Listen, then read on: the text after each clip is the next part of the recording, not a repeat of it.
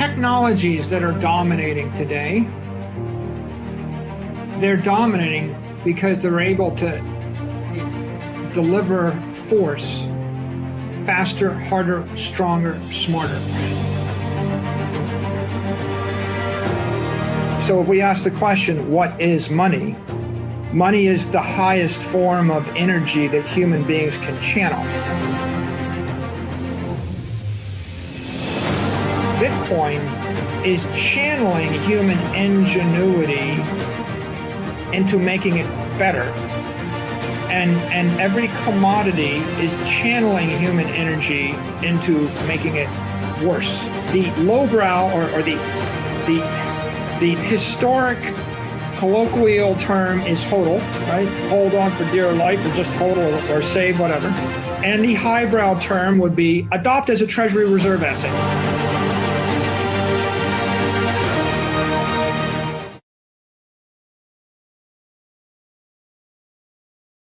Hey everyone, welcome to episode 1 of the What is Money show.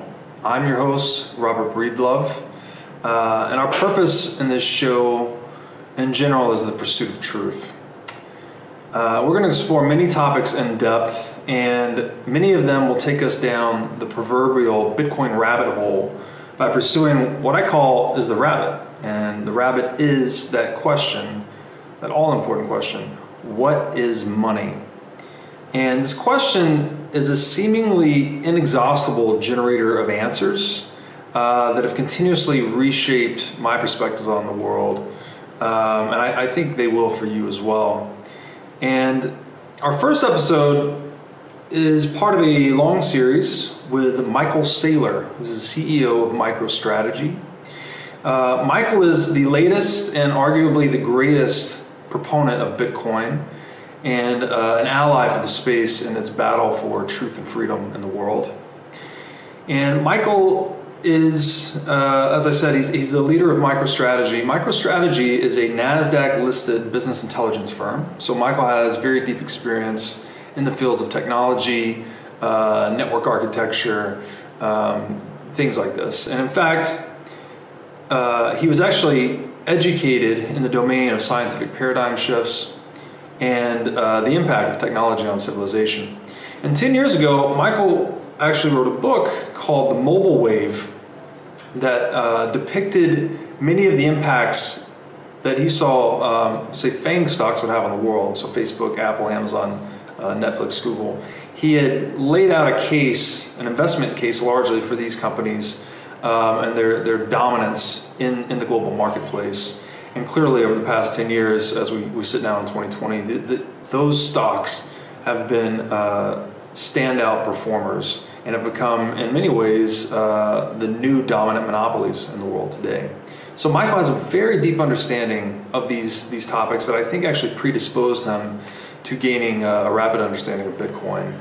And as you'll see, or as you may have heard in other interviews, he really entered the Bitcoin space in 2020 and got very deep into the rabbit hole very quickly in the wake of the COVID global lockdown situation. So Michael's a very intelligent guy, very high energy, very hardworking, and I think his acceleration into the Bitcoin rabbit hole also demonstrates that a lot of this trail has been blazed before him. So a lot of Bitcoin maximalists have laid the foundation for others to gain a more rapid and clear understanding of the impact of Bitcoin.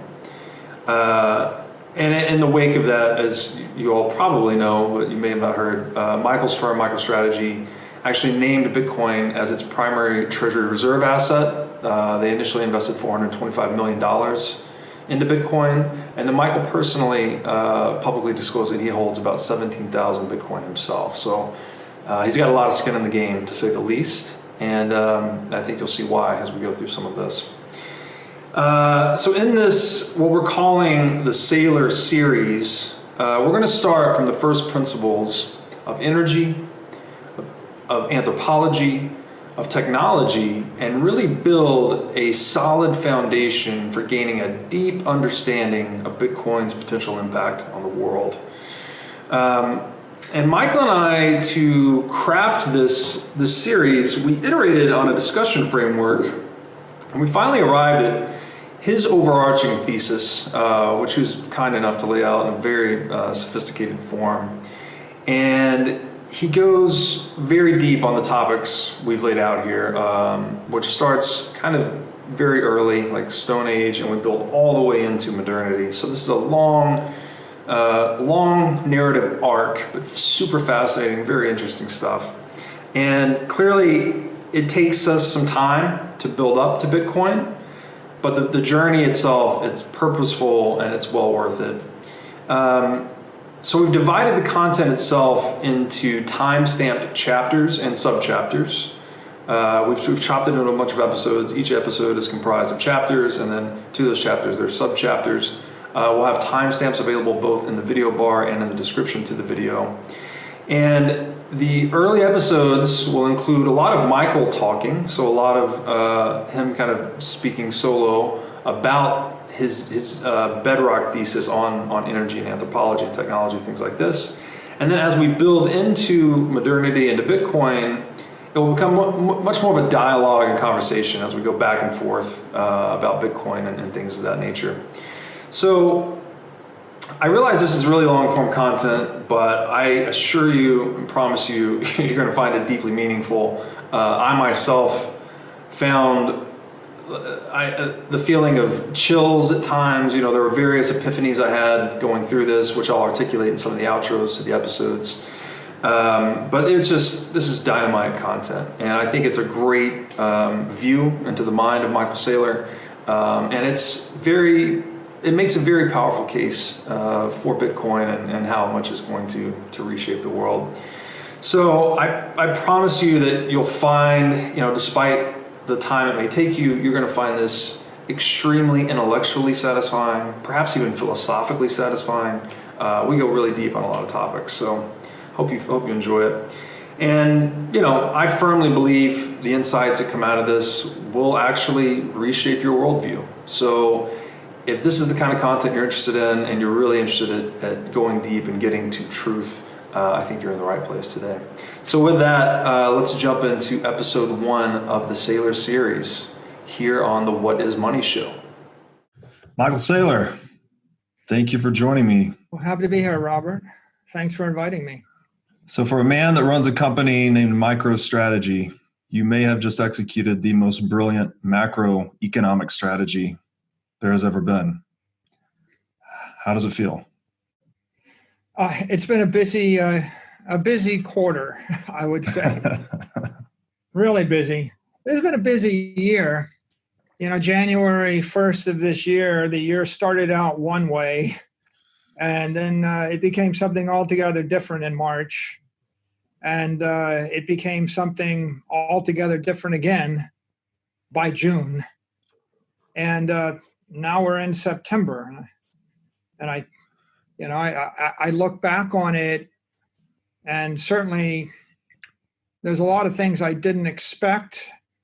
And I joke with people, if I'd gotten what I wanted, I wouldn't have gotten what I needed. I wouldn't have been nearly as successful if at any point in time I got what I wanted.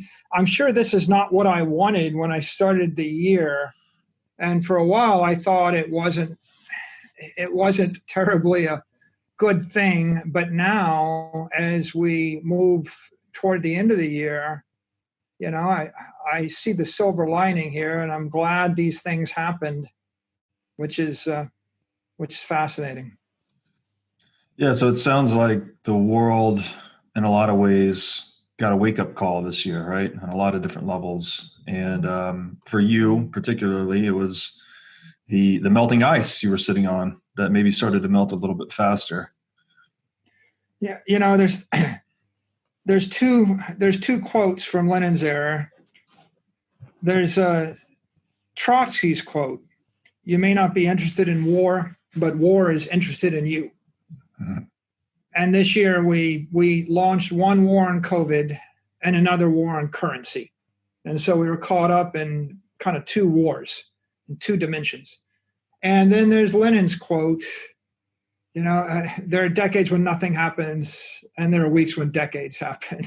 Right. And this was that year in both of those ways. And I'm grateful that our company is an enterprise software company. Our value proposition is we ship software to large enterprises to help them think better. And the value proposition is intact, if not even improved by all of the changes this year.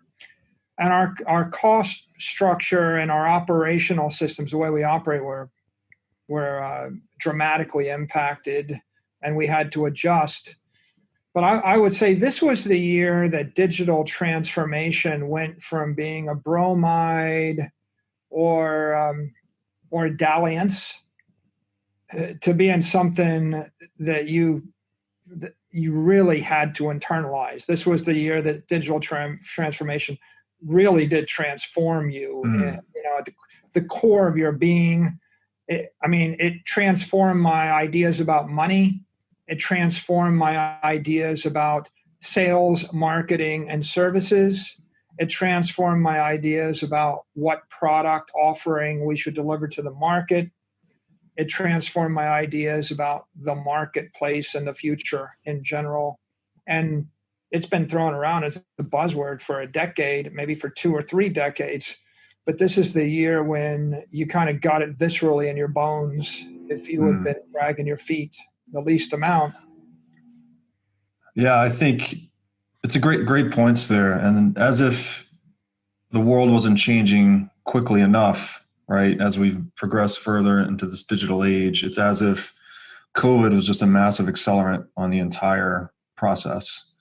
So not only are things, transforming much more quickly now, moving to digital much more quickly, but are likely to change even more quickly, exponentially so into the future. So, with that, the theme of this conversation today is deep conversations. And I know you're a deep thinker, and I've really appreciated the media work you've been doing and the voice you've brought to the Bitcoin community. And I'd like to jump in as kind of like first principles, a look at history and what got us to today, what got us to this digital age that's changing so quickly, and where do we see it going? And I know you've thought deeply about this, and maybe we could start just at the beginning, so to speak, with historic technology. Okay. Well, the phrase that runs through my head is there's never been such a thing as a fair fight.